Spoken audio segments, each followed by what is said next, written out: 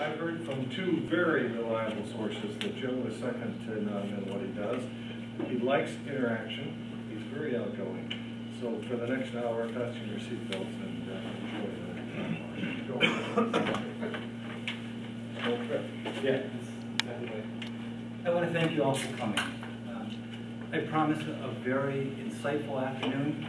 I'm going to say some things that may challenge what you've learned in the past. I will talk about why I believe these concepts are effective, and what I'll say is that we're going to be talking about the absolute most advanced concepts for winning technology sales. It is some of the stuff that's taken me over 20,000 hours of research, 22 years of doing, and working with 91 of the Fortune 100 companies. So this is a body of research that I've conducted, and also as a direct salesperson, following these concepts to win big deals and win major projects. What I will say about these concepts is that I'll make them sound easy. I'll talk about a very important concept, I'll break it down into simplicity, and I'll make it sound very, very easy. That's because they are. Winning a big deal when you're doing it right has to be easy. It's when you do things wrong, and you make mistakes, and you're working with the wrong people, and you're talking about the wrong things, and you're not working on business objectives, is when the sale becomes difficult, stalled, and hard to do. As the Art of War concept talks about, the goal is to win with ease. So I'll break these down into simplistic approaches, I'll talk you through them, and I really will like to have interactive conversation. And if you'd like the challenge, I'd love to have that dialogue, and we can just work from that. Fair enough? Okay. So the title is Winning Technology Sales, the Methods and the Mechanics. That could be the skills and actions, but basically what the selling organization or the selling person should be doing, and the general aptitude that they need to have to execute in win. Fair enough? So I first would like to start talking about the business conditions and selling conditions in this economy and what's going on today. Over the last 3 or 4 years, things have changed. The economic downturn has caused companies to be much more diligent, much more prudent in how they make technology investments. So I'll start off by saying that the worst of the downturn seems to be behind us. Fear and panic is not there, and decisions are being made at corporate levels again. That's been that way for the last 6 to 12 months. By no means do we feel like we're out of the downturn, but fear and panic has subsided, and good business decisions are being made again. Number 2, corporations are buying only products and services that impact their top and bottom line.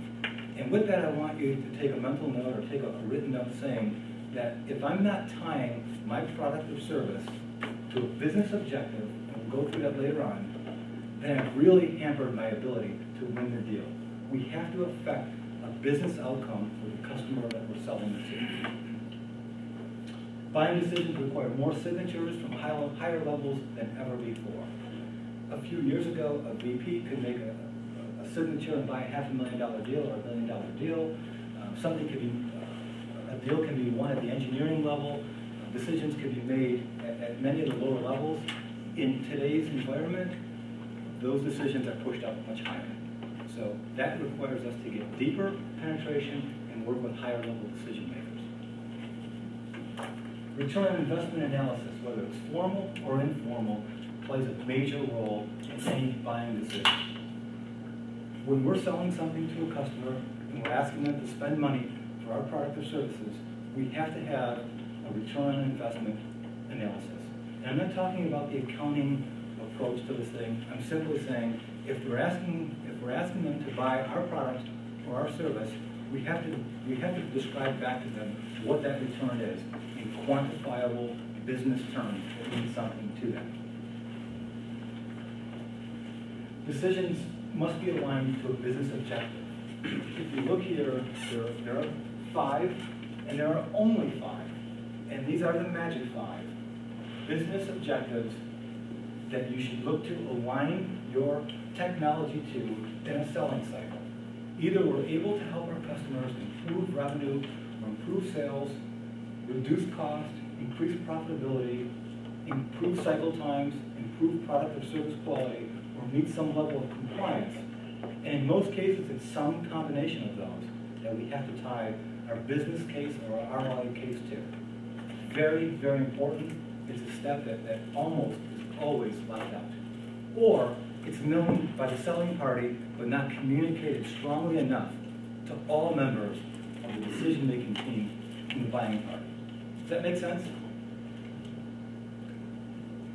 Joe, in terms of the return on investment, because of the economy, are you seeing constricted time frame that you have to demonstrate that ROI? And if so, what kind, when you're advising clients, what time frame do you aim for them to shoot for? It's usually looking at some payback within that calendar year, right? Within that 12-month period, to look at at least a break-even point, and then most customers are looking at a 1 to 2 year payback in that timeline.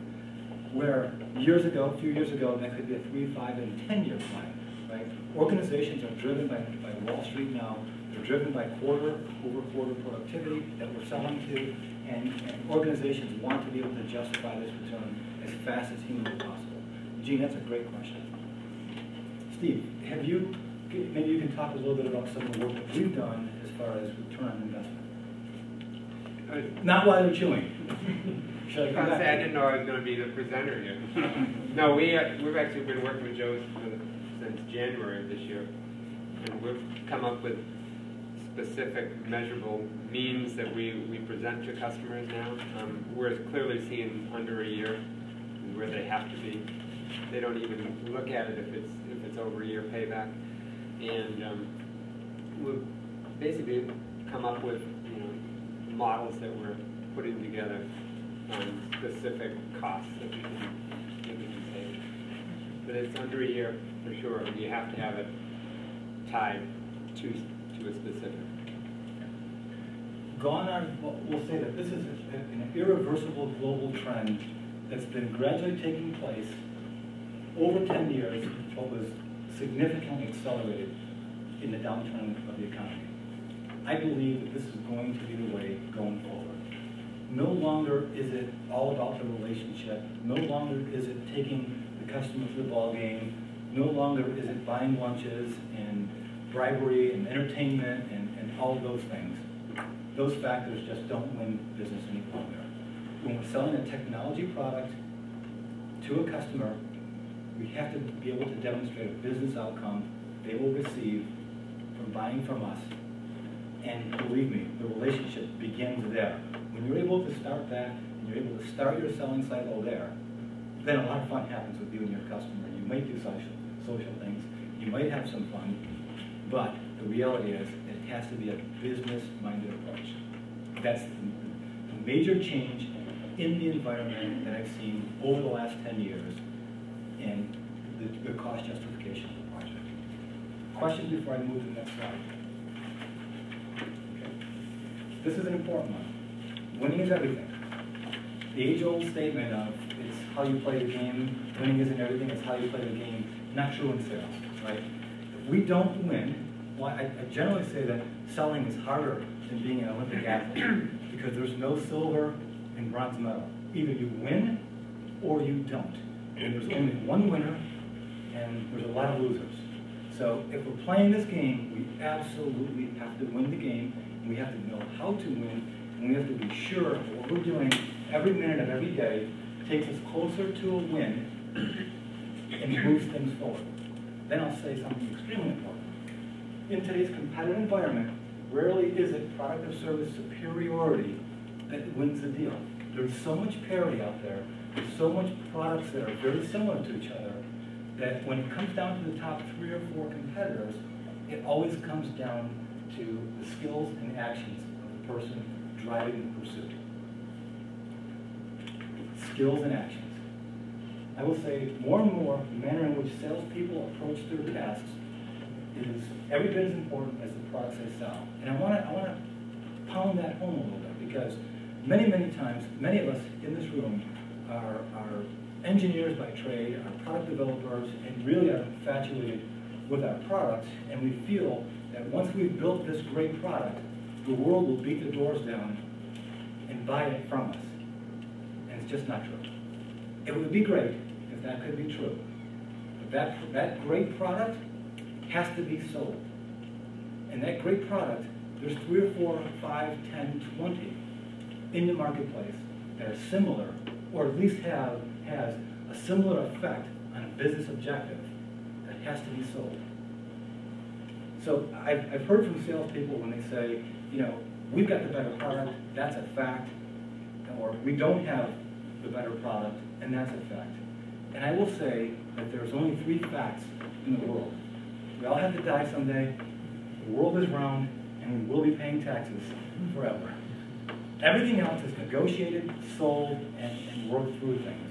And we have to have the understanding that when we're in a selling environment, there are many, many competitive strategies, but it's how we position that product, and most importantly, to who within the buying environment that will make the difference of whether we win or lose.